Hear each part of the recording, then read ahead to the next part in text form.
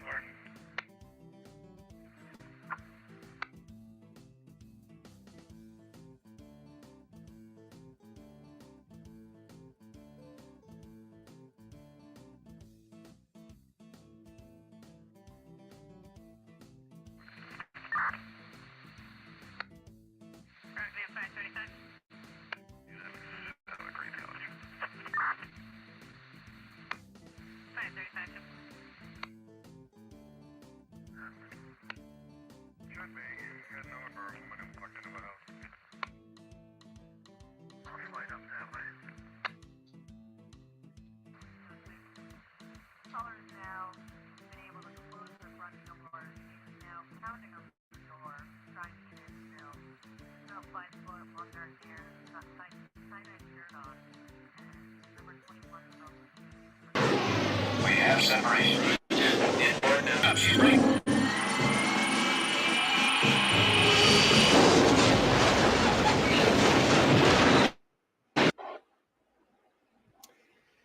Hey guys, I have a special guest. Hold on 1 second. I have a special guest on standby to discuss a different case tonight, a really interesting case. I'll bring you up some images from that. But we came on a little bit early to obviously talk about what's going on tonight, where former President Trump, an assassination attempt was made on his life at a rally. He is not seriously injured. He's okay. He was, if you're just hearing this now, you've maybe seen the images. He was, people always ringing my phone. He was on at the podium delivering his remarks when all of a sudden he kind of ducked a little bit or flinched a little bit and went to his ear, and then realized what was going on and crashed down to the ground. And as the Secret Service swarmed onto him, and behind him, very precariously, was a grandstand full of people at the rally. I didn't see anybody in that grandstand get hurt. However, reports on CNN is that somewhere one of the attendees was killed, in addition to the shooter was killed. Those are the reports right now. So obviously a terrible situation here. Could have been a lot worse. Numerous shots were taken. I've talked to an expert, combat expert, won't say his name, but you may be able to figure out who I'm talking about, those of you that are regulars on the channel. In any case, he pointed out that the shots were probably distant, so such as something that might have been taken with a high-powered rifle. And that's consistent with what we've seen here, too, in that you don't see the people in the grandstand. They don't seem to be sure where the shots are coming from. So, and in fact, had it been in close range, you would have seen Trump drop even faster than he did. So there was a moment of being stunned and trying to figure out what was going on. So I think the shots were somewhat distant. And I don't know anything about the shooter. Nothing is being reported, except there is a report on CNN that he's been neutralized, that he's been killed. But who he is or what he was doing, we have no information on. I will say this. I am 58 years old, and I was a kid in high school, maybe freshman year, possibly sophomore year, I think freshman year, when Ronald Reagan, I had just gotten home from school and he was shot as he was about to get into a limousine. And obviously a different era then. We didn't have this minute-to-minute coverage, but Reagan was in very critical condition and almost died. So I've seen these things before. I think the important thing is to, in any kind of a crisis situation like this, be careful about overreacting too quickly. Whether you're pro-Trump or against Trump, just take a moment to gather your thoughts over maybe a period of a day, a couple of days, before you go put them out there too much on Twitter or on YouTube. Just be careful, because in the heat of the moment, some of the things that you often think, that this is true for all of us, after just a little bit of reflection, you might walk them back a little bit. So just remember that now. Assassinations are a constant in American history. And it's just a fact of life here that there are assassinations and assassination attempts. I love this country. I don't mean that as a political commentary. That's not an opinion on gun control or anything like that. It's not. It's just saying I'm a history major, and it's a fact of life. Numerous presidents have been assassinated, and there've been assassination attempts on many, many others. It's difficult to stop. It's something that we just kind of have to live with, and not overreact in the sense of blaming any particular political side or ideology, because usually these people that do this kind of thing tend to have some serious mental issues. We've been fortunate that it hasn't happened, I don't think, since Reagan. So that's a pretty long stretch. So things have been pretty good. Obviously, we lost RFK. We lost JFK. There was, I believe, an attempt on Gerald Ford. So we went through that period of attempts and successes with assassinations. So we've had a pretty good run of 40 years where there haven't been any. So let's not overreact. Fortunately, former President Trump is fine. And he showed tremendous courage and fighting spirit on the stage there. So let's just, for one night, try to keep the tone and the remarks not partisan.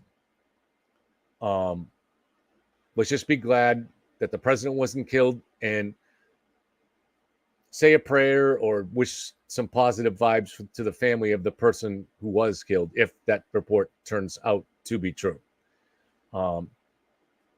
Let's just keep that in mind. Okay, so since he is ready, I am going to bring in my special guest tonight. He is, I don't know if he's a gentleman and a scholar, but he could play one on TV, perhaps, because he certainly seems like one. So his channel.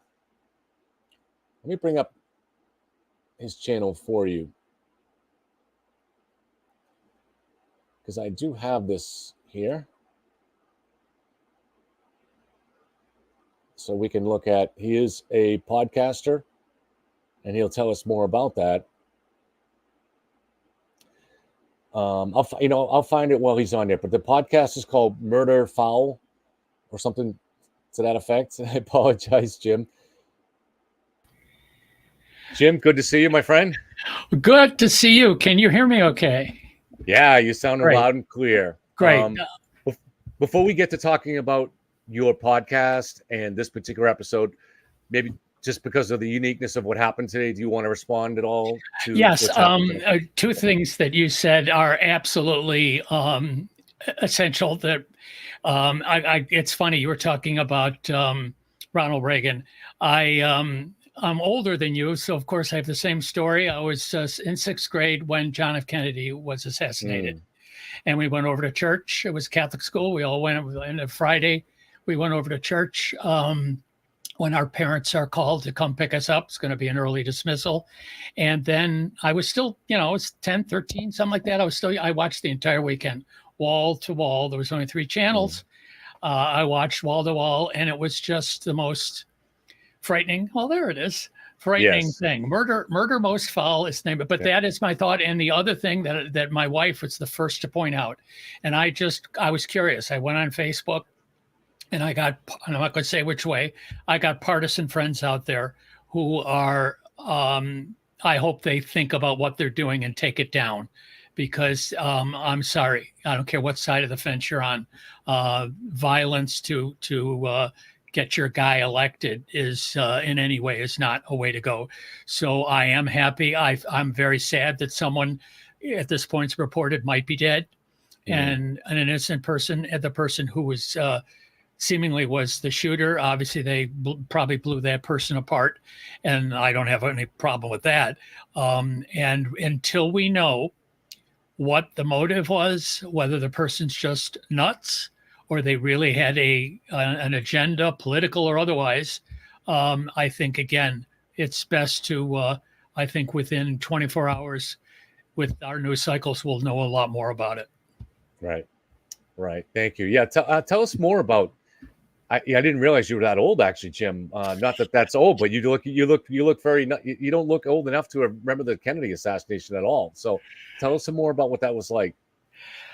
Well, I'll tell you one part of it, and I tell this story to date. There's, when you're talking about 40, 50 years ago, there's not a lot you remember. But what I do remember vividly is when they were, and again, that's nowadays, again, we saw tonight the amazing video angles and replay and stop action. But one of the most amazing moments was not when Kennedy, because we didn't see that. There was no videotape, so it couldn't be replayed at that moment. Right. The Zapruder film was all we had after that. But Lee Harvey Oswald being let out and being assassinated, being shot by Jack Ruby was broadcast live. And I was sitting there. It was around 1 o'clock, I think. I'd had my dinner, my lunch, or dinner that was Sunday. So we had our big meal. And I was sitting there watching, and nobody was in the room. I wish they were, because I know I said out loud, this looks like a movie. He's going to be shot. It just looked staged. And 2 seconds later, that's what happened. So that was certainly, and Jackie standing there in blood all over her expensive suit, standing next to LBJ's. He got sworn in. His moments, of course, I'll never forget. And did those moments, both of those moments, change you as a young man, as a young person growing up? Did that change you in any way? Not. Unfortunately, it's funny because I was still too young. I was so young that I probably I wasn't even processing death at that point. So to process, I mean, all my grandparents were alive. My parents were alive. I didn't know any, classmates who died of disease or anything, or traffic accidents or whatever. And so the political part of it was, again, I did realize this was an interruption of whatever. But again, at 10 years old, and back in that day, we didn't have a lot of current events being taught in school. It was, history of the forming of the country or whatever. So this wasn't the kind of thing at that age. Now, I would think nowadays that was borderline middle school, that obviously how our government works and World War I and World War II and all that is obviously being more covered. I see you scrolling that. I'm just curious if anything. Again, my wife was on the phone looking at CNN while I was watching the live. So she did, come up with the part and they had an interview.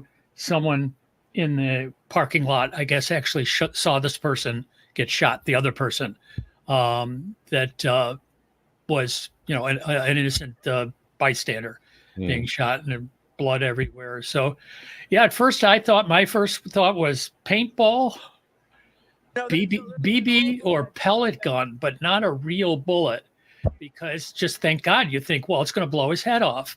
But it was a graze. And my understanding is from someone who served a lot of time in combat that this was probably high caliber rifle shot from a distance, and that's why you don't see people reacting the same way as if the gunshots are up close. So you can hear them, but they're a little bit more faint. But that's because it was a high-powered rifle from a distance. So had that shot been a little bit, a couple inches the other way, you would have seen a JFK right here. Right there. Seen a similar thing. Yeah. Well, I mean, like I said, it's important to always keep things together in perspective. Historically, assassinations have been a part of American history. It's not just Abraham Lincoln. There's McKinley. There's Teddy Roosevelt was almost assassinated, and he was gravely wounded, and in some ways didn't recover from it. So I can't remember a couple other ones from the early 1800s. The early, I know there was one. I forget. Maybe I don't think that was McKinley, but he had been president for a month or 2 months, and the same thing. Some guy. He was in Buffalo, I think, or maybe I'm again. Two of the earlier presidents. I think McKinley was the one in Buffalo. Yeah, okay. Yeah, that was about 1890s or something. There were two early ones. Well, of course, we don't remember, but then of course we go from Lincoln, and then the only other death was, of course, JFK after that, and RFK and Martin Luther King and whatnot. Right. Yeah, Martin Luther King, and there were attempts on Franklin Roosevelt's life during that time too. So I mean, it's an unfortunate part of America. Garfield, thank you, Maui Swift. That was somebody gave it to you. Okay. Yeah. Yes. As soon as I saw the name, I was like, "Yep, that's Garfield." Yep. Yeah. So it's a dangerous job if you want it. Yeah. Again, forget even that danger. It's just the day-to-day hassle. God bless that people want to do it, whether it's for ego or they really, are people want to serve. Thank you. You can do that. Not for me. No, not for me. Too much. Not for that reason, but for just the headaches and the phoniness that's required to be a politician on whatever side you choose to be on. It doesn't matter. You got to spin. You got to lie. You got to make deals with the devil. So let me pull up. Now, I had never heard of this case here until you brought it up to me. And you're saying, too, that it wasn't very extensively covered on true crime networks. It was not. So this is people that think falsely, because we've done a lot on Karen Reed in the last year, that I'm somehow connected to the police or the prosecution, or like automatically defend that. No, not at all. When I started out on that case thinking there might be something. So it's a matter of, in every case, you have to look at the particular evidence and not come loaded with your own presuppositions about what is going on. And there are a lot of innocent people in jail. And there are a lot of people that you all know about the cases maybe that involve race, but it's not just that. There's just times when the police get tunnel vision. So I want to hear from you as we get into this case here. What went wrong here? Was it tunnel vision? Was it just the need to solve something? Was it ideology? Or was it some combination of these things? So let's go. I'm pulling up on the screen so you can see her picture. One of the issues with this, I think you've got the New York Times, maybe. This is ProPublica. ProPublica. Okay, maybe it's not. There is one, because I just wanted to see what was out there. Even now, Google, and it's a while ago. That it's not that it's incorrect, but there are some holes in the stories that were out there. And I will explain as we go along why I feel that the story that I didn't personally tell, I didn't, research this. It's been told through another voice, but that is very, very accurate to what happened. I forget what the term is. I thought I had it written down. Oh, here it is. One of the problems with this case, and again, you're right with Karen Reed. This one, we're going to very much be beating up the prosecution. Go ahead. No, just take us through from the beginning, sure. For the people that aren't familiar with it. So we'll give you some dates to start with. This was the happening. It's kind of, the crime was very simple, unlike Karen Reed. It was October 13th in 1997 in Lawrenceville, Illinois. Julie Ray, young mother, about, I believe, she's in her 30s, divorced from her husband, and had a small child. At that point, I think he was 7 or 8, maybe as old as 9. You got a picture of him there, Joel. And she, it's a kind of a quiet community, nothing amazing about it. And she had spent the day. In fact, she had asked for an extra day from her former husband, because they were going to do a picnic or something. He said, yeah, it's my turn to flip over, but you can keep him another night. Mm-hmm. So they had picnics. They had friends over, kid friends. They watched, I believe it was Aladdin. And then it was time for bed. And he went to bed. And this is all, again, from her recounting both at trials and to the police. She tucked him in. She went to bed. She was exhausted, she says. She curled up. And the next thing she knows, it's 2 or 3 in the morning. And she hears a wail, a scream that she recounts. She can't even imagine what it was. But it clicked finally that it was Joel, her son. Mm-hmm. So she gets out of bed. And she goes to his room, and he's not in the bed. And she's saying, Joel, she's screaming, Joel, Joel. At that moment, an intruder who had come in behind her tries to grab her. She fights him off, but she's figuring he's somehow kidnapped him, Joel, with someone else. So she grabs a hold of him. She doesn't want him to escape. She follows him, chases him out into the yard, pitch black. He's got a ski mask on, dark clothing. He beats her up. I mean, she's got contusions. She's got grass burns because he's dragging her around and she's crawling. He obviously escapes. He gets away. She's convinced he's been kidnapped, Joel. She goes right to the neighbors and starts banging on the door. Joel's been kidnapped. Help me, help me. Joel's been kidnapped. They call the police. She's hysterical outside with the neighbors. And the police come. They go inside. They find Joel between the bed and the wall on the floor, brutally stabbed to death 13, 14, 15 times. Dead. At that point, they tell her he's dead. I mean, there was no question.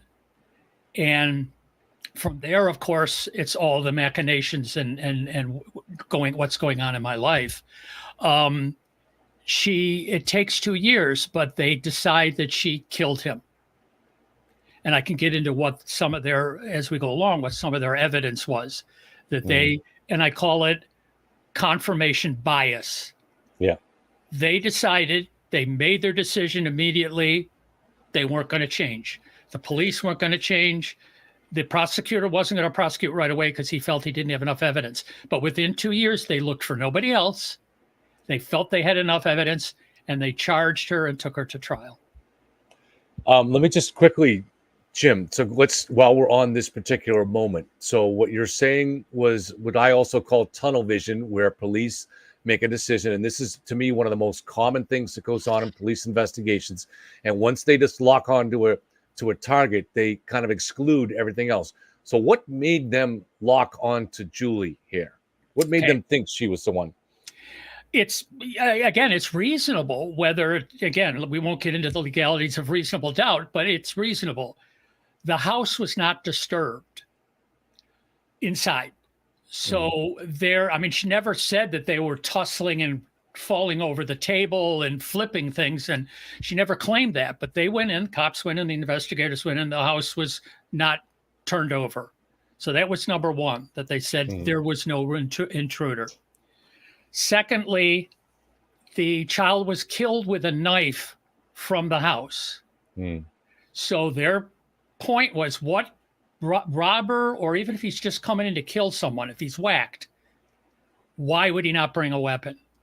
That he's going to find in the dark, a butcher block, a knife block with a knife in it, and use that. Okay, so that really, went off.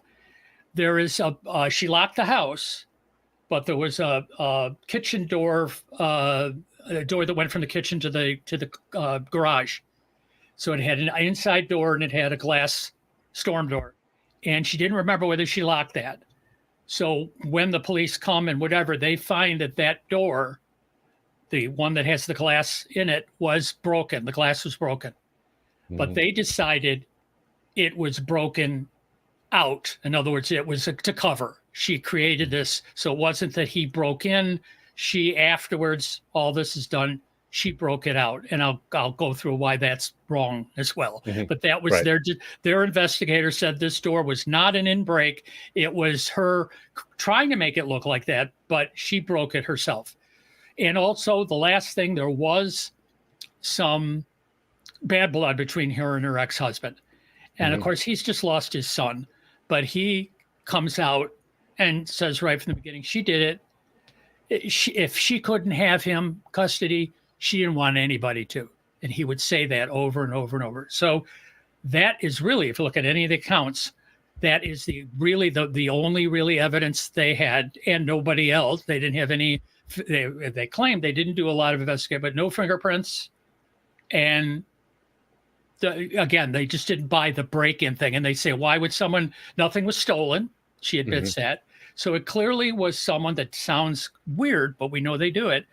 A nut job coming in, finding the child. That was maybe that would be the first bedroom he came to. Killed him. Didn't kill her, and we'll find out later why he didn't kill her. But she is not killed. They tussle, and as I said, so that's what made them decide that that was it. And in 2 years, without anything really more, took 2 years. She'd get on with her life. They charge her, and she goes to trial, and is convicted. So, one of the things that I found, it seems to me, I'm curious to see if you agree with this, Jim. And I forgot. All right. So, Jim, sorry. Yeah. One of the things that I found is that the mistakes that police make when it comes to serial killers and those kind of killers is that police start out with the assumption means and motive. Let's look for who had the means and who had the motive. And the problem with serial killers is they don't have a motive, not in the sense that we normally think of a motive. Their motive is they want to kill. And I think that that's something is a hard place for police to start with, because there aren't a lot of serial killers going on at any one particular time. So when there is a serial killer in that area, it's something that chances are those police officers, that police department has never dealt with before. And so they just don't start out. So I'm wondering, in a case like this, if maybe they looked at her ex-husband and found out that he had a good alibi. And then they say, okay, well, who else had the motive here? And so they just had nowhere else to go. And so they start locking on to her. Does that make sense? Is that how it works a little bit? Yeah. And one of the things that is pointed out about her, except much later on when she's being interviewed, she's not a very warm person. She wasn't a lovable person. And not that that's a reason. So that sort of veil in front, they looked at it as she's covering. Right. She's covering for what she did. They didn't even try to come up with some, again, it's a kid. So it's not like you can say, oh, they got into an argument and the husband or the boyfriend jumps her and she reaches for a knife and she's all that stuff. This is a little kid sleeping in his bed, butchered. And so I'm sorry if I were sitting around in that time, if I was a cop, an investigator, or a DA, I'd say, I'm sorry. There's nothing in her background that she's a psycho, has mental illness, is on drugs. So to have, killing a child, but that's me. I come from a normal background. Believe it or not, folks, even with all the death stuff here, I am normal. And I think so. You're starting out, the police are in here, and maybe they're looking for a motive. Within a 24 hours, they're having a hard time figuring out who else could have a motive here. And then they didn't find any signs of a break-in, right? Correct. So maybe those were the only two pieces of evidence that really got them going down that tunnel. Now, or is there something else? Well, no. The part of the break-in, there was a break-in if you assume everything she says is correct, that she remembers locking all the doors except that one. So if that door was not locked, then when he came in, he may have banged or he, tried to get in and the door got broken. Again, it's a glass door. Somehow as he stumbled in, that got broken. And because the door opened, it slammed into the door frame and there was glass. So that was, again, they felt that part was staged. So he did get in some way, and I don't think that's clear. I don't think he has ever said how he got in, but she's pretty sure she locked like the front door, the side door. Right. It's a little, it almost, those houses, single split level, almost like a trailer. So Right. there's not windows to crawl in and all that. So he went through one of the two doors, possibly the one through the garage. As I said, it took them 2 years, and I'm sure people are getting angry. And every once in a while, would come up on some TV show or something. What are they doing about poor Joel Kirkpatrick? And I'm sure his father was pushing things, and family members saying, "Gee, we don't want you to charge Julie, the mother, because we don't think she did it. But how come you're not finding someone else?" And they just pulled the lever. And so, what evidence did they have? Just what I just said, that they had no direct evidence. They also claim, now again, and you have witnesses, again, we can talk a little bit as we go along about expert testimony and junk science and all the rest of that. But they claim that the injuries to her body were self-inflicted. And that beautiful picture you see of her, there's other, online, there are police. She's got a huge contusion over one eye. I guess, yes, she could hit herself with a baseball bat. She's got scrapes on both her arms where she was outside tussling. Burns, which were from the grass, burns on her knees. You can do that yourself, I guess. But the contusions and the scratches, it was so much. This is again going to come later, but one of the people who are saying, did the police look enough? In other words, there was quite a bit of bad police work. Right. One of the things they did not do is check the drains in the house, because she didn't do it. She would have been covered in blood. Right. And would have had to clean up, dispose of the clothes and all this. There wasn't enough time. There wasn't time between, this was not like 8 hours. She had, even if you put a tight timeline on it, by the time she went to the neighbors, she couldn't have done that. They did have experts. One of the other things you said, what else do they have? I apologize. They did have 2 blood spatter experts. Right. And both of them for the state. And of course, she had a public defender. They put on what they would afford to put on, did cross-examination. But there is nothing on her front of the outfit that she was wearing. She didn't change. If she did, why would she change into something that had blood on it? So there's nothing on the front. Whereas if she was the one doing it and there's blood was everywhere, this person hit veins, hit arteries, hit organs, blood everywhere. And sort of like Lizzie Borden, how do you not have blood on you? She had some contact blood on the back of the sweatshirt, on the back. In other words, she picked something up. She tried to pick something. She bumped up against the wall when she saw it, whatever, on her back, which there was absolutely no way, if she is the knifer, that she would have had blood on the back and absolutely nothing on the front.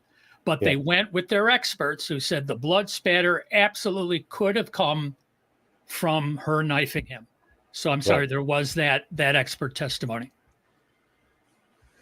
And I'm sure a big part of it too was her explanation was, so I think the way I had read the story was, so continuing on what you said, how she heard the deathly scream and she went off, got up and found him in the intruder inside her son's bedroom, and she fought with him, and apparently she had a black belt too, so she was somewhat able to fight. So it was a pretty good fight that ended up with a lot of minor injuries to her. Right. And eventually she managed to chase him off. But maybe police might have said, all right, there's no way a woman could have fought off a man, right? And so maybe that could have been part of their thinking too. Right. But at the end of the day, the only positive evidence they had connecting her to the crime was the blood splatter thing, which has since been proved to be junk science, largely junk science. Yep. Not just in this case, but you get the list. You got we won't get into dog bites, but the dental records and bite marks and all that. It's not that nothing is worthwhile, but to really focus on that. And of course, we all know, like in many trials, the audience, the jury glazes over. They just Right. and they hear one sentence. This is consistent with her Right. doing the stabbing and the story. And they had two different people who said that. So done. You know, we want to sell this. Yep. There's a part on with certain jurors, and maybe it was a little bit different in 1998 when this happened, or I think the trial was a few years later, but right than now. But where people maybe trusted authority a little bit more, or in this part of the country, Yep. they're going to trust the police and the prosecutors that they're telling a true story. That could be a factor in here too. But I also saw that one of the things that was going on is the prosecution tried to suggest that she had at one time, when she was pregnant with him, tried to get an abortion. Now, that was something that was actually debunked by her gynecologist, but it should be irrelevant anyways, even if she had done that. Yes. But that maybe tells us something about this region of the country too. Yes. And I don't mean that in a judgmental way, but I mean just that was a way of portraying her as a potential murderer. She was willing. Now, again, just to point out for exactness, that she did talk to her gynecologist because there was the possibility that this could be a bad pregnancy for her. Okay. It wasn't that she didn't want the child. She was still married to her husband. And they had brought him up for many years. It was great and wonderful, but she was concerned about her health and that this could kill her. And that's what she discussed, but she absolutely did not say whatever I don't know. It's what the doctor actually told her, what the 50-50, 60-40. She said, I'm not going to abort on those odds. I'm afraid. And if I have to do extra things to be careful, I'll do that, but I'm not going to abort. But yes, all they hear is she went to her doctor to talk about an abortion. And if you have an unscrupulous, in this case, a prosecutor, but it could be a defense lawyer, they can twist things and just say to the gynecologist, did you discuss abortion as an option? Yes. And he's going to have to say yes. And even though she may have never, ever considered that option. It's just the way they're going to spin it. So and people have to have the common sense to be able to see through that. But go ahead, Jim. No, this is a evidence that came out later because of reopening the case, which we'll talk about in a moment. So I'm going to leave that for that. It's a very damning piece of expulgatory evidence that was never investigated. There's three of them, three very hot that the police just no. Okay. So do we move on to how I became involved with this case was through an author, Diane Fanning. Sure. And obviously we're going to get to, you can tell this however, in whatever sequence you want, but we're going to get to how she ended up getting a retrial after she was convicted. I'm curious. I didn't even see, was she taken to jail or was she did 5 years. She did 5 years in prison. So this is a woman who lost her son, was attacked by an intruder, and also did 5 years. Out of 65, But, for an innocent woman, it's terrible, Now, fast forward or backwards, some of my dates may be a little off. So if anybody's following this, including Diane, I apologize. I'm relooking at my notes here. So at the time she's in prison, Diane Fanning, who is currently a very well-known crime writer, true crime. She was writing her first book at the time, which was called Through the Window, a story of cross-country killer Tommy Lynn Sells. So this is the book that she's working on. This guy has already been put in prison and he is on death row. This guy's one of the most notorious serial killers. Go online. It's one of these.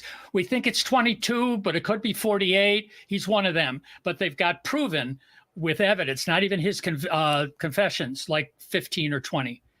And so she's writing her book, which is called, I said, Through the Window. And she's some process in doing that. She's doing the research. He's in prison. She hasn't thought yet to contact him. To see if she get an interview. There he is.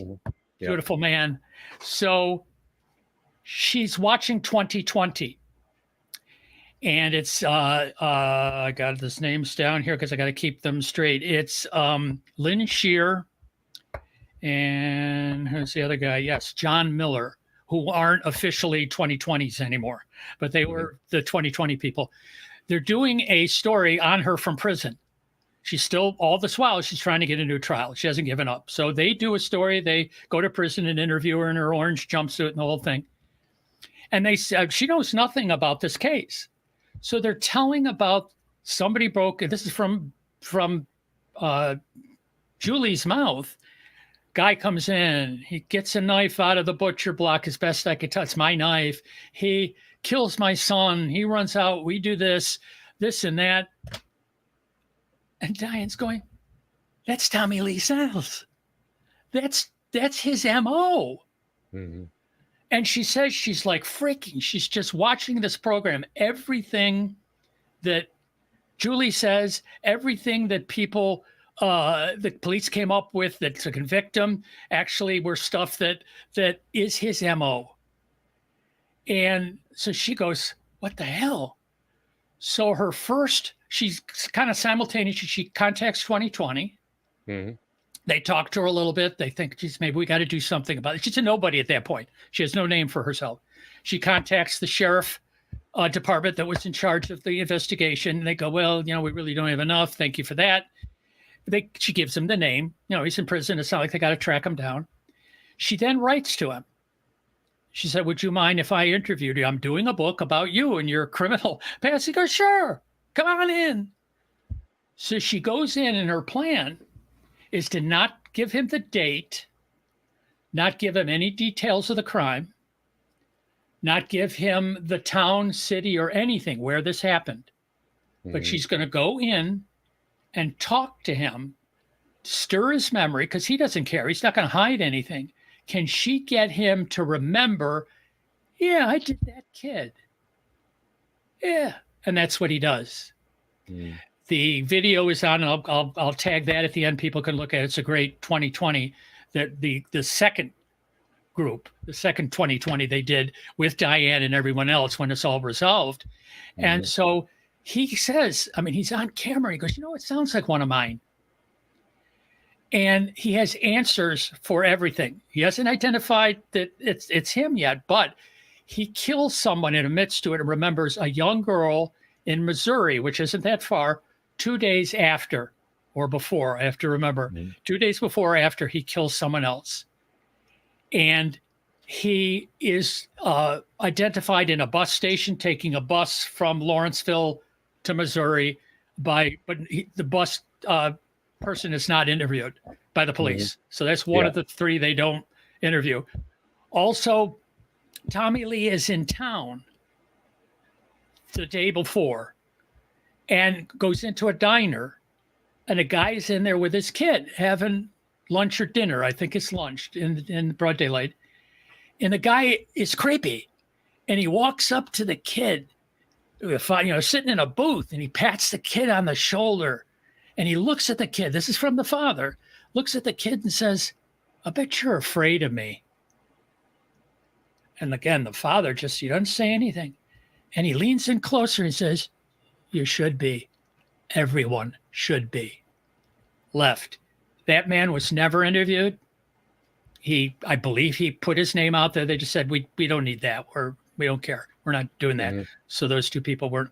So now Diane has this information. Now it's not, videotape. The videotape of him admitting things was again when Lynn Shear goes back. So this is all, she's just got documentation of this. She still can't get anybody to listen to her. Mm-hmm. She writes her book.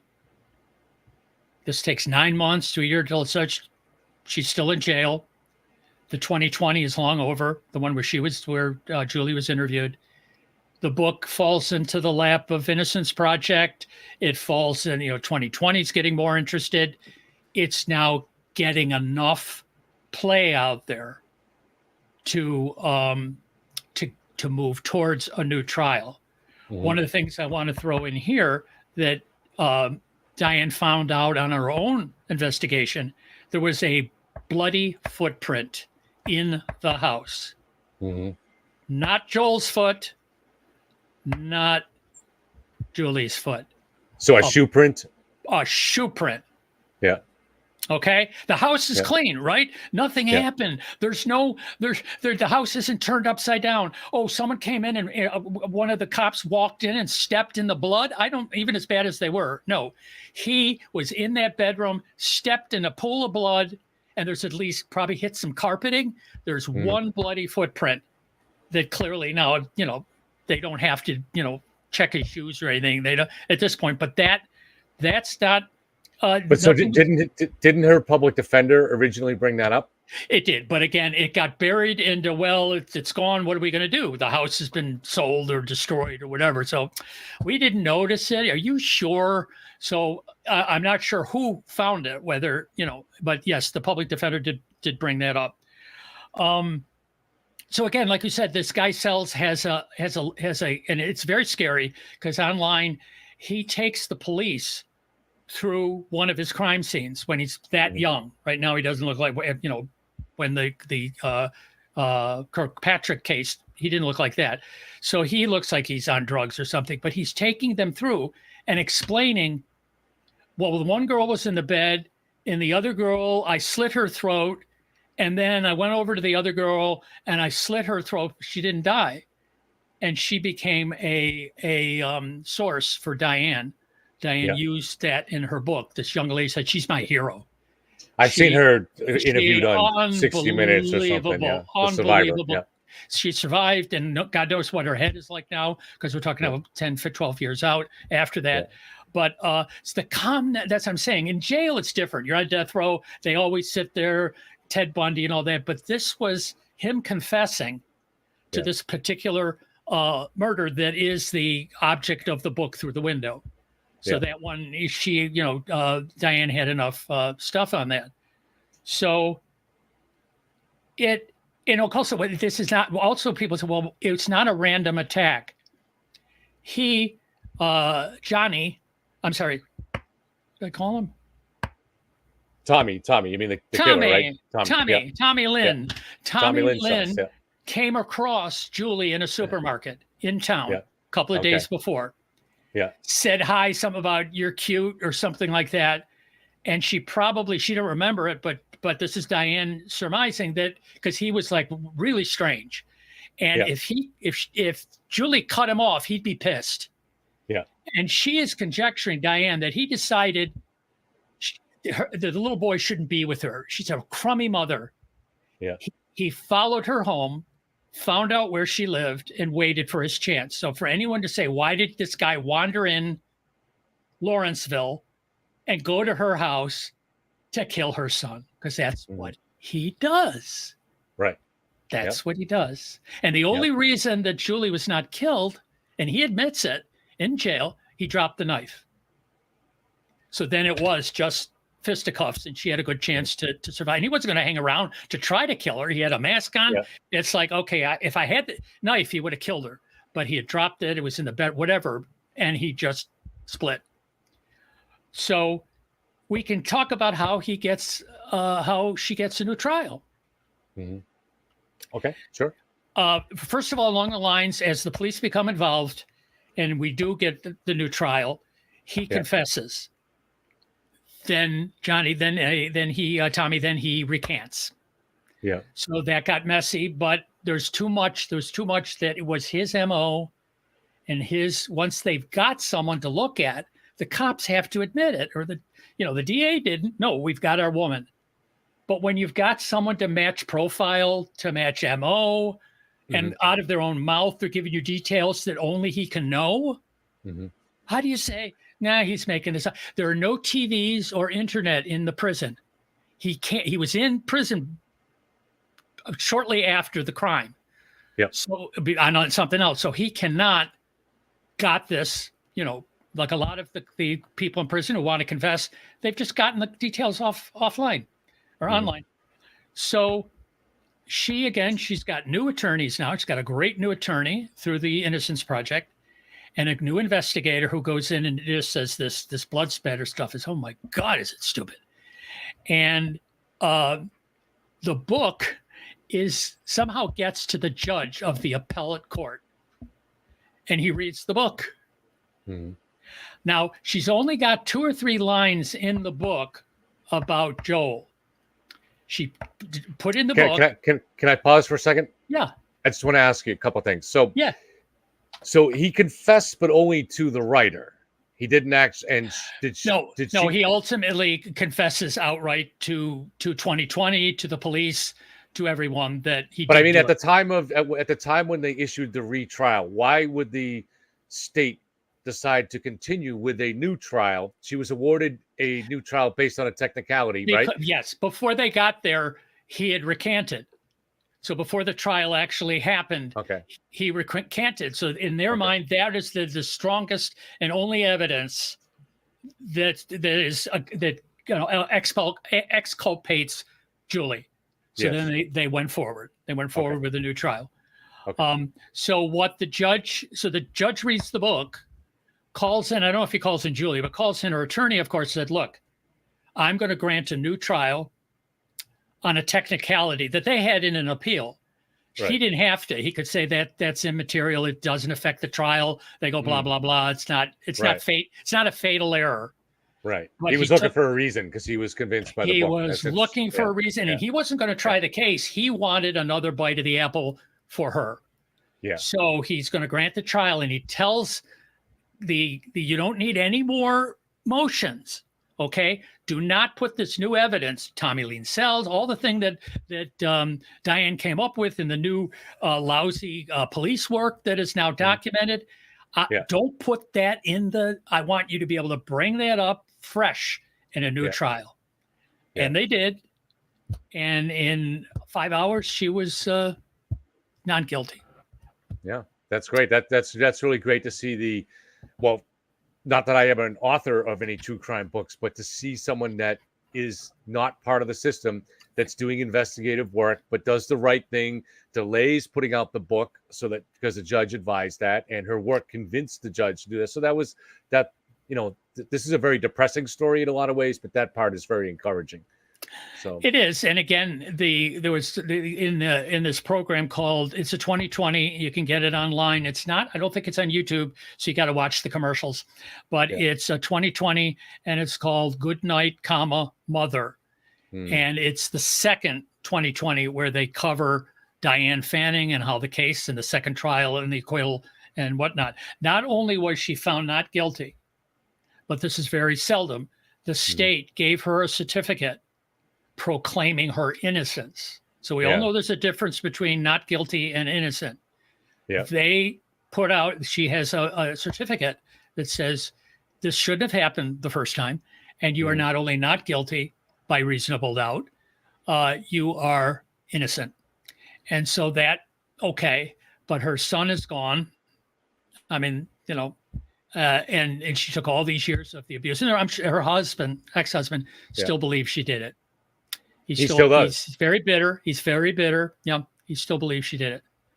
And So how did they present it at the second trial? How did they present Tommy Lynn Sells' confession since he recanted? How did they do that? They just said that it happened, that he did the confession and he retracted it. But the stuff that was brought up by Diane, the fact that it is an MO and that the other things, obviously by then they interview the ticket taker and they interview the guy in the diner, because at that point, no one can put Tommy Lee Sells in town. Because no one would remember him wandering around, but the guy obviously remembers him. Right. And there was a composite sketch in the Greyhound bus, and the woman remembers looking at this guy coming in to buy a ticket to leave Lawrenceville, and she decides that she thinks that's him. She contacts the police, I believe, at that time, and they just say, you think you saw this guy walk by, it's a lousy sketch, whatever. And they just decided, as again, like you say, tunnel vision, they just decided it's loose ends that we don't need. We've got our gal. Did they try to match the shoe at all, at least the size? That I don't know. It's very possible. I don't want to say no, because I'm now, after this, I do want to talk to Diane about if anybody would know about it, she would. But she knows for a fact that there was noted by someone. Now, whether they took a picture of it or there is no picture, just the fact that it is acknowledged by someone of authority, not by Julie, that there was a bloody footprint. But it never, no, they didn't, if it doesn't fit, you must acquit, kind of thing there. So Tommy Lynn Sells was executed. He was. In 2014, not for this crime, for many other crimes. It doesn't matter. You can only kill someone, even someone that horrible, once. And, so he was executed and is gone off the face of the earth. And there's not too much. I think I did ask Diane if what she had a couple of touchbacks with Julie after, but she sort of has faded away. Joel is alive somewhere, but we don't know where. And she has done some, work with victims and stuff like that, but and wrongful convictions. But I just don't I have a child. I can't imagine her not being with me. I can't imagine her being brutally murdered, calling out for me in her mind, if not her mouth, and then being accused of it. That's just that I'm sorry. I can't get my mind. There's no way for me to get my mind around that. So I bless her. I hope her husband, ex-husband, former husband, father of Joel, I hope they see each other, but he might be estranged, but I hope they have peace because I'm sorry. He's estranged, obviously, from his former wife, because he thinks she did it. I hope he has peace too. That he finds a way to find peace, because if he still believes that, he believes the murder of his son is not punished. What about the neighbors? Because I know she went to a neighbor's house in the middle of the night. So very supportive. All through the trials. They did believe for a moment she was now everyone can put that on. We saw again what happened with Karen Reed. There's different reasons to be hysterical. You can be hysterical because all of a sudden you realize you killed someone, or you're making it up. And I just don't. I've seen pictures of her. I've seen her interviewed. I've seen these of every cop show, not cop show, but 2020 Dateline kind of show interviewed her. She falls apart at the trial where she was decided not guilty. She instantly collapsed on the ground, and she had to be carried out. Other thing that she credits, you say, well, what happened in the second trial that was better? She testified. She did not testify at the first trial. And it was because her attorney thought she was a little bit too. And so he thought the tears, even if they came, wouldn't be believable. Mm-hmm. She testified, did a great job. She was, emotional as she should be, but she was clear about everything that happened. And people who saw it and saw both of them, the newspaper people and whatnot, said they thought that had a big thing. She made a connection. I would think so. Yeah. After all these years of people wanting justice, they saw that her going to jail or staying in jail was not justice. She didn't do it. Yeah, and I got to say, it seems like a bad decision. But to not, I understand that you're not required to testify, and the jury is going to be instructed in that. But if you're accused of killing your own child and you don't get on the stand, I got to think that despite those instructions, that's going to have a very disastrous effect. They are going to wonder why not, and she wanted to. It wasn't that she agreed with the attorney, but she trusted the attorney, and the attorney was they didn't have murders in Lawrenceville, okay, and so he was a public defender. Yeah. So he did the best he could. I'm sure he couldn't on how he got the one expert. I understand in some jurisdictions they give you a little bit of money for a psychiatric evaluation or whatever. Mm-hmm. So he might have had $50. Obviously, when they got the Innocence Project involved, they had a couple of really top-notch experts, and so nobody was buying the spatter stuff anymore. We could, if you're interested, Jim. I don't know with your other topics, take a look at this Sells as a serial killer, because he is kind of stands out in some ways as unique. Do you want to take a look at that, or is that something you cover on your channel at all, serial killers? Or Well, again, like I said, he was covered by Diane. I thought that again, Yeah. and again, what I want to say to people that the actual interview that I did the 2020, which was called Good Night Mother, it's not 52 minutes with commercials. So Diane is about 8 minutes of it, and it's important because they show how that got the second trial. But I did a 45-minute podcast, audio only, with her, and it's called Justice Delayed. Right. And I recommend that people, I'll tell you how to get to my stuff at the end, that it's worth, put your earbuds in, do your exercise and your lawn work. She is very articulate. She's warm. She's funny, Diane Fanning, and you get more insight. And I'm sure I'm going to post this for her, but I'm sure I messed up some things because it's I'm been just a while. saying for the benefit of our own audience here, that you and I might want to take it. I could look at this quickly here. I have the Wikipedia up, for example, and it's just to try to get an idea of what makes these guys tick. And they're all very different, right? Yes. So he was born in 1964. So his first victim, although this person survived, was a 19-year-old woman. Was driving when she saw Sells panhandling over an overpass and said, "I will work for food." And so she picked him up and brought him to her home for some work, but he attacked her. So he's 28 years old at this time. And this is very typical that I have found for when serial killers begin their work, which is usually very often around 27 years old. Not always, obviously it's a great variety. So he ended up beating her up, but she survived.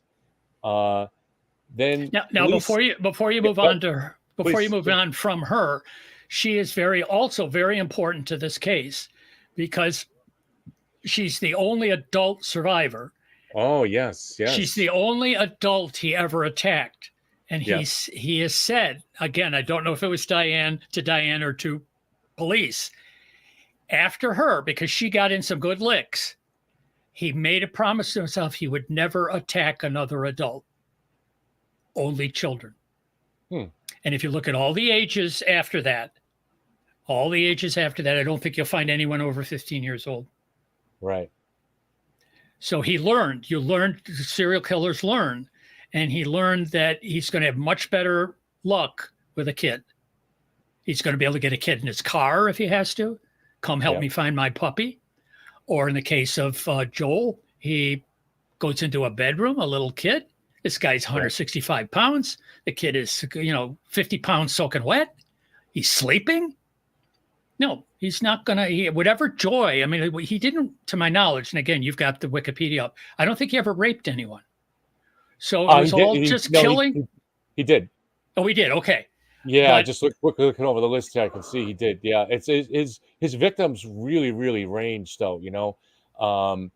There's 39-year-old John Cade, who he shot. 35-year-old Joanne Tate was murdered in her home.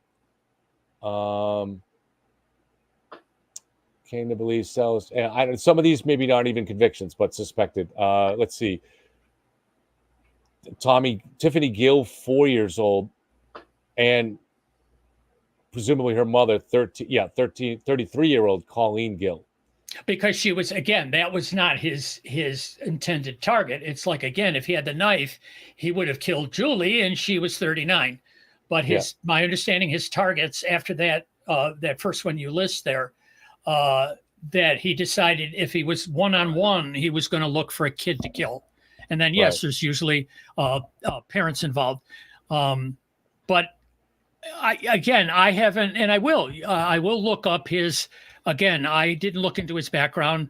I haven't looked. I'm sure there's people out there that know something of his upbringing, his family, did he have brain damage or something?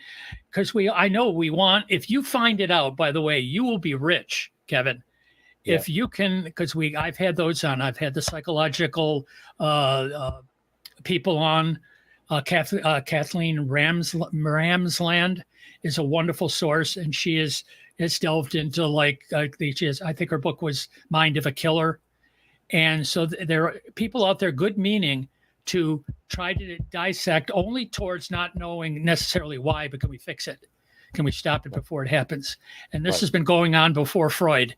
So if we can ever come up with a pill or a treatment or anything, once we discover them and stop them from, or even in between, because a lot of them, I don't know, in his case, he was in jail a long time. A lot of them get out. Yeah. They get out and they do it again and they get out again. I mean, there's 2 or 3 or 4 times. And then in between that, they're doing ones that aren't even, they're not attributed to them. So if you, every 10, that's why they always do, it could be 24, that if they go to jail for 2 and come out, they do 5 more and then get caught for 1. Well, he's only killed 1 person. No, he killed 6 while he's been out. Right. Okay. So is there anything else you want to get into? No, we're still, we can't sort of leave without just saying that we are, if someone looks this up in months or weeks to come, we're at a break point with Karen Reed trial. There will probably be another one. And so everyone who's sort of sitting back, I know you decided to do this, which I appreciate. By the way, ladies and gentlemen, this is the first time I've ever been on this side of the microphone. So it's weird. Well, we appreciate it. It's weird. So anyway, so I'm going to keep my eye on that. I'm working on, probably a couple of episodes with, thankfully you have come on, been recorded, and I'm going to be using snippets from you. I have a couple other people, and there's no rush because this is not going away.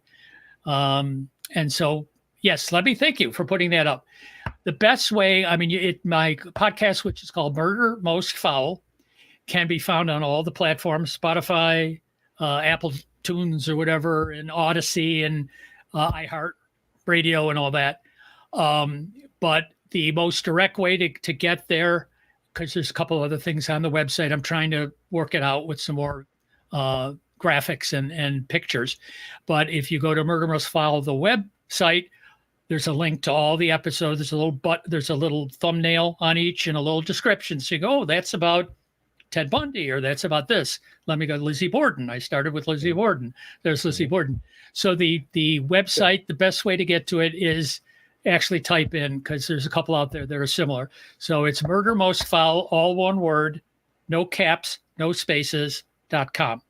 And I will link to it below, guys, to the feed here from Spotify. This is James Sulanowski. He prefers to go by Jim. Yes. And it's Murder Most Foul. And while I have you here, before I let you get away, Jim, since you mentioned Lizzie Borden, I have a series on that. So I don't know. You have a series? Well, I did a series on that, a 7-part series on it a couple of years ago. Oh. And I even proposed to me somebody that was a new possible killer here. But what are your thoughts on Lizzie Borden? It's exciting and fun to think, and we all love a good crime mystery. And in fact, there was, I don't know if you know Jim and Marjorie from NPR. Their morning program, they're just, everyone loves them, WGBH. And they did a program on Karen Reed, a short one. Why are people interested in this case? Mm-hmm. And it's true crime is supposedly the best. Everyone likes true crime. Supposedly women like it more than men. And so whether it's podcasts or YouTube channels, everyone loves it. And the thing about Lizzie Borden, it's another one of those things that, like O.J. Simpson, there's so many parallels between O.J. Simpson, the crime and the trial, and Lizzie Borden many, many years before, that there is no way to prove otherwise. People felt that she got off. Others said she didn't do it. I am a lot of Karen Reed is in this, because you come to the point there is no other explanation that makes any sense. Right. It just doesn't. Access to the victims, time between the victims, who could have, I've been to the house. I stayed overnight in the bed and breakfast. Mm-hmm. There's nowhere to hide in the house. So if it was this strange intruder, he came in, he went in a closet for 2 hours and came out and killed the father. There's just, it's so stacked. And yet there are naysayers out there who say, nope, it was the illegitimate son of Andrew, or it was the maid Bridget. So So let me ask. one interesting question, Jim. So you mentioned there's no place to hide in there, and this is true. I've been there myself. So where would you hide the murder weapon? Because they never found that murder weapon. They Well, never found it there's many different theories on that. One is that it was tossed on Crow's Barn. it's called, Yeah, on the barn, on the yeah, top of the barn. yeah, Then later, that whole thing. yeah. That we again in the trial they find the one hatchet head that's sort of close to it. Decided they used it as an exhibit, but it doesn't fit. It Doesn't again fit. doesn't Nope. fit. It's not. But they use it. This is Yeah. probably the weapon. No, she had. They didn't look in the bucket of menstrual rags. It could have been in there. She was never jailed until she was indicted. So she had weeks to get rid of. If she had, again, it's different for a person to hide, but you can Yeah. hide a hatchet somewhere. I don't until- know. I read Yeah. I read every. This is the problem I have with the case because I fully agree with you that this doesn't really make sense in terms of the opportunity for anybody else to do it Right. in that small house. And it for nobody to see it, and an intruder coming in, it was very difficult. But they searched the hell out of that house over the next 4 days, multiple times. They came in and took apart the chimney. They emptied the septic pits, and they left no stone unturned because they were determined it was her. They had that tunnel vision that it had to be her. And so they had to find that murder weapon, and they just never could find it. So, and she was under constant watch at that time, or at least the house was under constant watch. So, but with that search of that house, somehow she's able to burn a dress. well, the dress was later seen. It was described as being in the closet, and even the seamstress came in and said that dress had in fact been that she had spilled red paint on it beforehand, and also you have to understand back then there was no trash services that hadn't been invented yet, so it was very common for people to burn things. In fact, even Dr. Bowen, the day of the murder, threw a note just casually into the stove to burn there while the cops were all around. So I'm not saying that Lizzie didn't burn the bloodstained dress. Maybe she did, but it's sometimes things have an explanation that's more mundane that we don't understand. But if we back at the, so who knows? But it's a little easier to hide a dress in a closet. They're not looking for than looking for the actual weapon. That's what really they were looking for everywhere. So supposedly that dress was just hanging on a hook on the door the whole time. Right, but I'm just saying, from what I understand, they didn't, because when she burned it, Alice Russell and even Emma were saying you really shouldn't do that. They're looking for clothing. They were wandering around that day, and they said they certainly want every piece of clothing that you could have bought, and they didn't have a lot of clothes, a lot of dresses, but they're looking for it. So I don't know even if it was paint and all the rest of it. I'm not sure, and you did more research on this. Did the police see the dress before it was burnt? Did they look at it and go, that's okay, and put it back on the hook? I don't think they did. There was mixed testimony on it. Okay, so well, that's it. It's always, it's testimony. So either they did see it or they didn't see it. I mean, they searched the closet, and they did testify that the dress was hanging on the hook. Okay. And the seamstress, so most of the dresses were inside the closet. But this one was damaged, so it was left on a hook on the door. Yep. And I'm going by memory. It's been a couple of years since I looked at this. Well, that's it too. So again, when I read through all those documents, that's what kind of stunned me to realize, boy, they really the legend has come down that they didn't really search the house thoroughly. No, they really searched that thing thoroughly, as you can imagine they would, because they believed within hours that she was the one that did it. Right. So they were determined to find that murder weapon. Then there's the Crow's Barn one. So did she go into the yard and cross and throw the hatchet onto the barn? That's possible. That was found just after the trial started. And we don't know much about it. But there was both the defense and the prosecution were informed about this, but for whatever reason, the police themselves dismissed it as not important. Right. So was it a hoax that was being played by the boy? No, you got it all, boy. You got it all out there, don't you? Yeah, we don't really know. But I'll give you just one last thing on this, Jim. Compare this to the case we just talked about, where the police focused on the mother because they really couldn't imagine a crime that didn't have a motive. Yes. Okay. in 1892, they definitely could not imagine a crime Absolutely. without a motive. Yep. That was completely alien to them. They never would have heard of anything even remotely like a serial killer. But they existed because serial killers have always been with us. They're people that are born with a certain brain. So the guy that I identified, and again, I am not saying that the guy seriously did it, but he happens to have been the first male inside the house after the murders were discovered. Okay? He came in. So when Bridget was sent out looking to get help, he spotted her. He lived a few houses up. He spotted her, and now this guy was in his early 50s.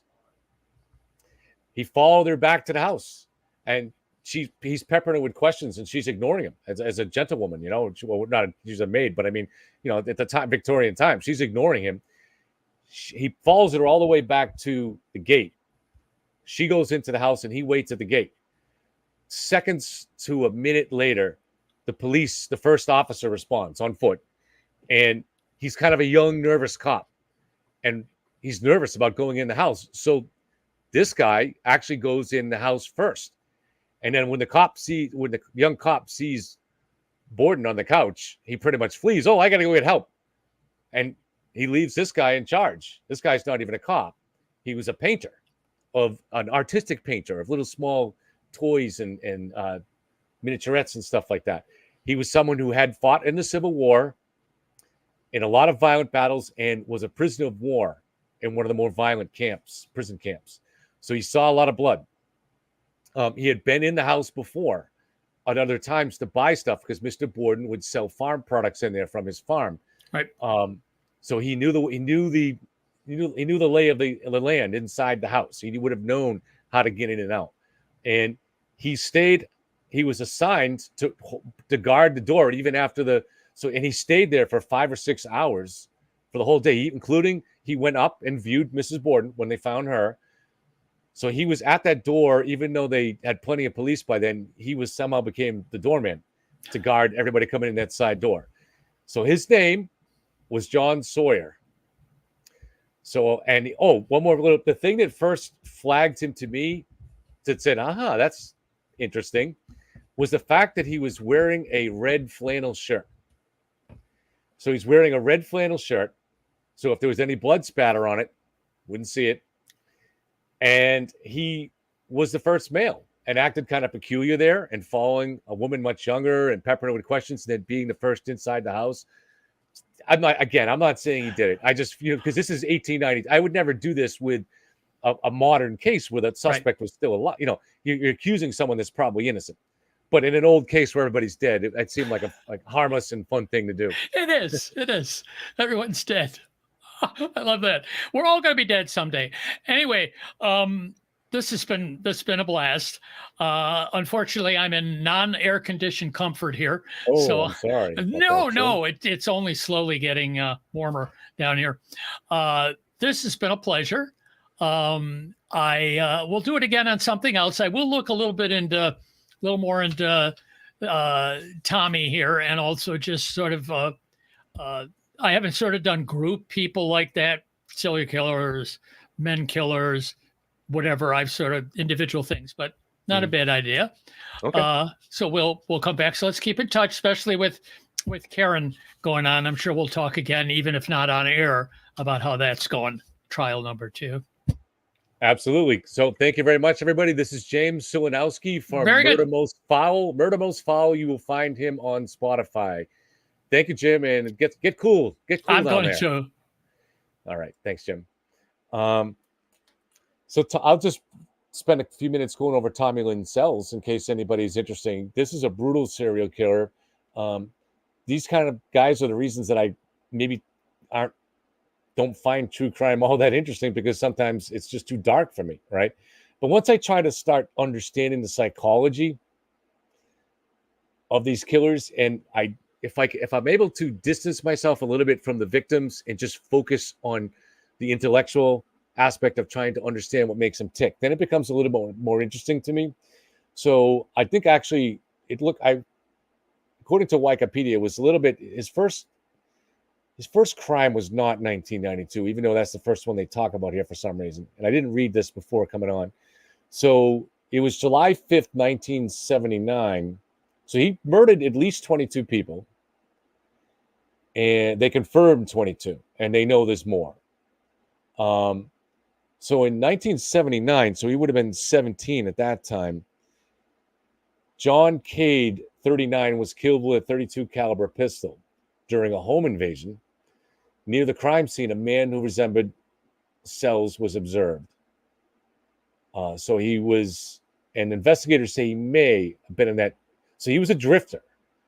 He was kind of a hobo. So it's hard to track where he lived.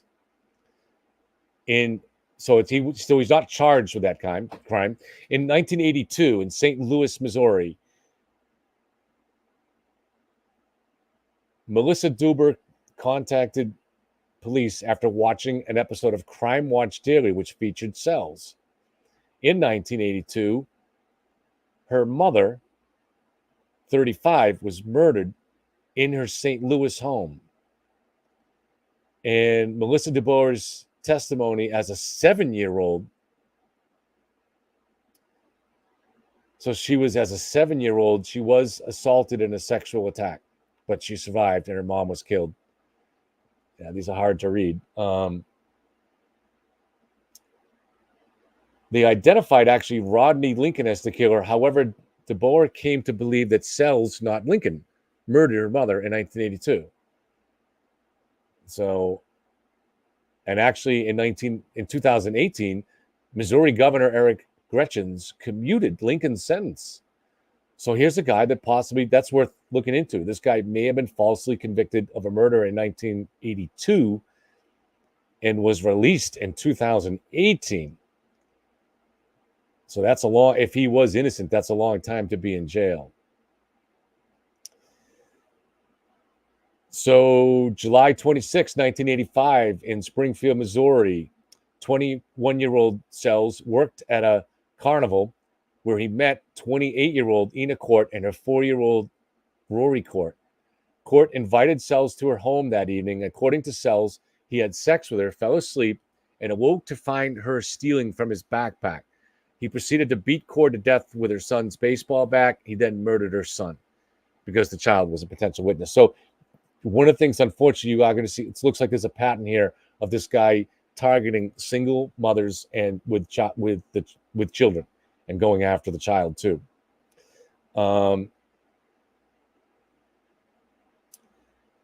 In 1987, Suzanne Corks, 27, disappeared after leaving a Lockport nightclub. Her body was found on September 5th, 1995.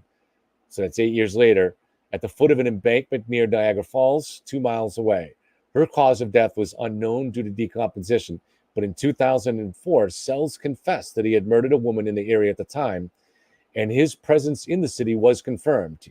He was even able to identify her and the photographs from the crime scene. So that looks like he probably was guilty there. In Nevada, Stephanie Kelly Stroh, 21, was last seen at the Four-Way Cafe and Truck Stop in Wells, Nevada.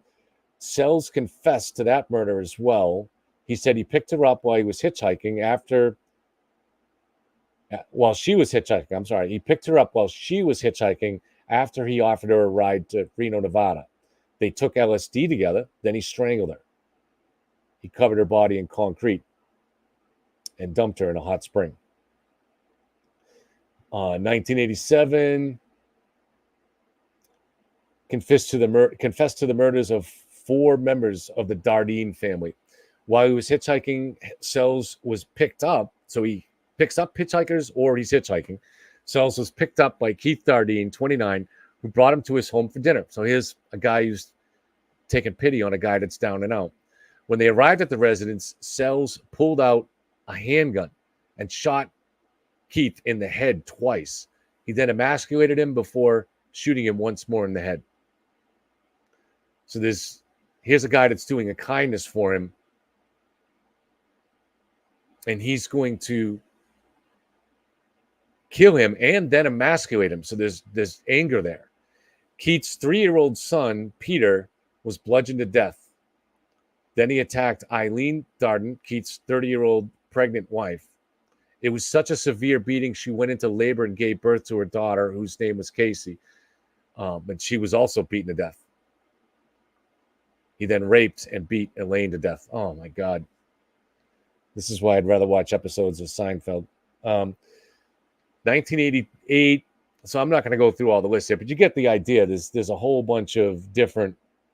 It's if you're trying to pick out what the motif is here, it's mixed, but there seems to just be a general violence towards everybody else. JP says Turtle Boy owns you. Well, you know what? I'll never have the audience that those guys have, but I will have something that he will never have: integrity, and I pursue the truth. And that's going to be the case whether I have 10 people here or 10,000. It's always going to be the case. He doesn't care about the truth. He has no integrity. That's just a fact. He knows the truth in this case. He knows Karen Reed is guilty. He knows that. He has actual evidence of it. He also knows that Karen lies to him regularly, and the others know that too, like Sean and everybody else. But that's not what they're interested in. Conspiracy sells. Integrity, and sadly, in this day and age, a lot of people don't have integrity. But certainly a lot of the podcasters that are in this business, and this has been true before this case. So many other cases. I mean, one of the other cases that I've covered a lot is the Delphi murders. And before they arrested Richard Allen, there was the wildest conspiracy theories about how Abby and Libby were killed. And many people blamed Libby's sister and her grandmother. Preposterous. They were never involved, and there was never any evidence against them. I don't know, but this is just how things go in the world, that people latched onto that. And now, even though they have Richard Allen, who definitely is the murder, we'll go over this. I've gone over this before. The evidence is bulletproof again in that one. In fact, it involves a bullet, but Richard Allen's the killer. Yet there are still hundreds of thousands of people out there who continue to blame Libby's sister. Why? Well, it's juicy, right? It's more interesting than just some guy wanted to kill for no reason other than he was born with some malfunction in his brain. It's more interesting to think about satanic sacrifices. It's more interesting to think that Libby's sister, for some reason, set up her younger sister to be sacrificed as part of a satanic ritual. Or, as Richard Allen's defense team is trying to suggest, an Odin ritual, a ritual related to an Odinist cult. That stuff is more interesting, right? And so it's always going to get a lot more views. And so it leaves you in a difficult predicament when you're podcasting on this, is that are you willing to just sacrifice the truth and blame innocent people in order to get clicks and views? Are you willing to do that? There's a financial reward in it. Turtle Boy's definitely reaping that, as are many others. So are you willing to do that? Is that what you want to do? I'm not. So, this is even the case with other types of conspiracies, such stuff that Alex Jones might push. It's not new. It's not new. It's more interesting to argue that you have some secret evidence that the CIA was behind the JFK assassination than it is to say there's no evidence for it. Now, I'm not trying to get into that whole debate here. I found the JFK assassination when I was growing up and in the 90s, and a lot of that stuff is coming out. I found it fascinating. And it's the idea of something larger going on is way more interesting. And there are weird things, very weird things in the case. Even just the fact that Lee Harvey was himself assassinated a few days later inside the police station, right? And his killer was connected to the mafia. That's interesting. And Lee Harvey also was someone who had defected to Russia, but then had defected back to the United States and was someone the CIA was aware of. So there are interesting things there, right? Do we want the titillating, interesting thing though, or is that the direction we are going to gravitate towards, or are we just going to look at things in terms of what is the most likely and what is the most rational explanation? Well, if I'm going to go towards, for the sake of a YouTube channel, always go in the direction of the conspiracy, the channel might grow.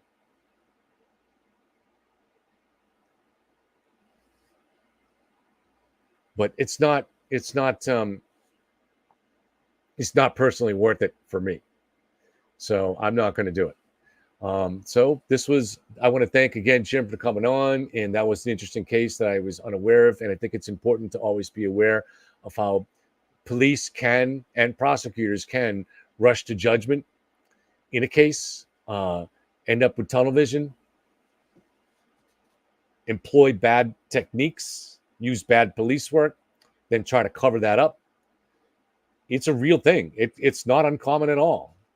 So I'm not someone that is going to tell you that the police are always right. Now, we saw a lot of people in the Karen Reed case, a lot of cops that took the stand that seemed to be exactly the kind of cops you want out there.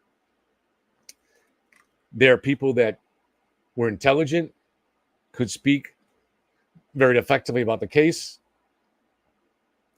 and seem to have done excellent work. It's not perfect. It's never going to be perfect. And, you know, we saw the same thing with the trial. There was a lot of flaws with that prosecution. But, you know, nobody gets the benefit of the doubt. And there are a lot of cases nationally where the police have done bad work. But you can tend to get a distorted view of that too, because the overwhelming majority of the cases, the police have done good work. And in the situations where a particular police department or prosecutor didn't do good work or didn't do honest work, those tend to really stand out. But they are common enough that you shouldn't just take it for granted. And we hope the jurors don't just take it for granted that a prosecution's expert is automatically telling the truth. He may not be. He or she may not be. Or the prosecutor is always telling the truth. They may not be. So we have to just always look at the evidence in a rational way. And in the case of Karen Reed, there just really wasn't, obviously was no motive, but there was no motive, I should say. There's always the possibility of a motive that wasn't discovered. But there was no opportunity to tamper with the vehicle and plant the evidence. That was the problem. So meanwhile, as we got that's what I had realized by the end of last summer. But through the trial, what I became aware of was just how tight was the indisputable data evidence. And I'm not going to go into it now because I've gone into it in the last few shows, but it's really hard to get away from that. And to me, the main aspect of this case that still has to be explored, and I hope mainstream media sources are doing it, is what went on with the U.S. Attorney's Office. What kind of corruption is this involved here? Is it a simple matter of the U.S. Attorney was duped and now is digging in his heels and is willing to let innocent people take the blame for a murder that they have no involvement in, simply because he doesn't want to be embarrassed by the fact that he was duped by Karen Reed's defense team? Is that the simple explanation?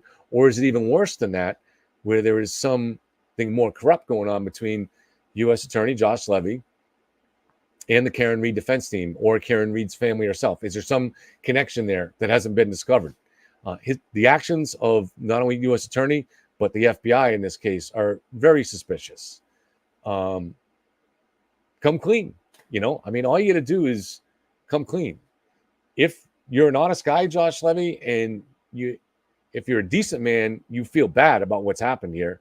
You have to, if you're a decent man. Because you know, Josh Levy knows that Karen Reed did this. Josh Levy knows that John O'Keefe was not killed inside that house. They got the evidence. They know. So he knows that these people have been having their lives, they're currently having their lives destroyed in social media, in no small measure because of his actions. Now, there are ways that he could fix that, but it involves him coming out and admitting he was duped. That's hard to do. That takes integrity. He seems to be completely devoid of that integrity. But it's not too late. You come out and tell the truth. Explain just how you were duped. Explain just what Karen Reed's team said to you when they walked in your door in August of 2022. Why did you take that meeting?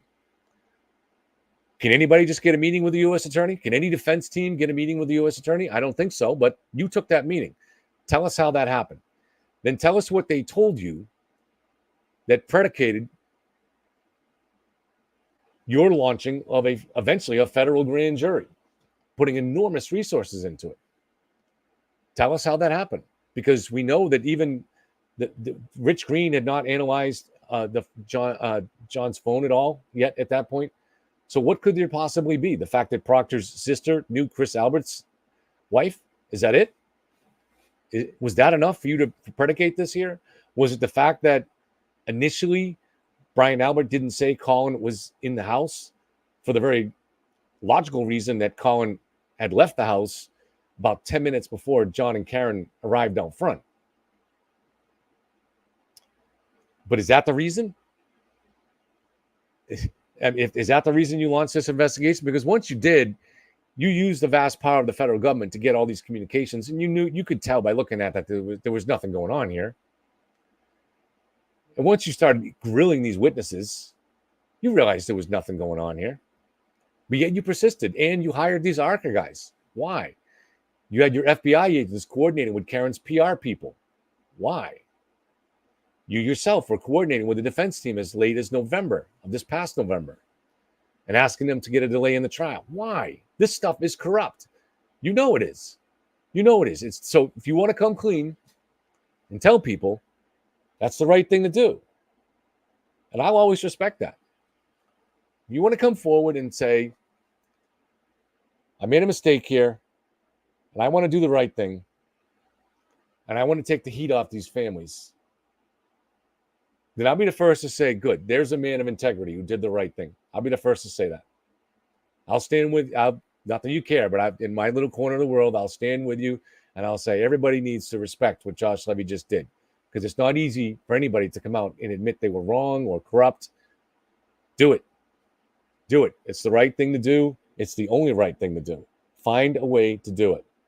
Okay, guys, thank you for being here, and we'll talk to you all soon.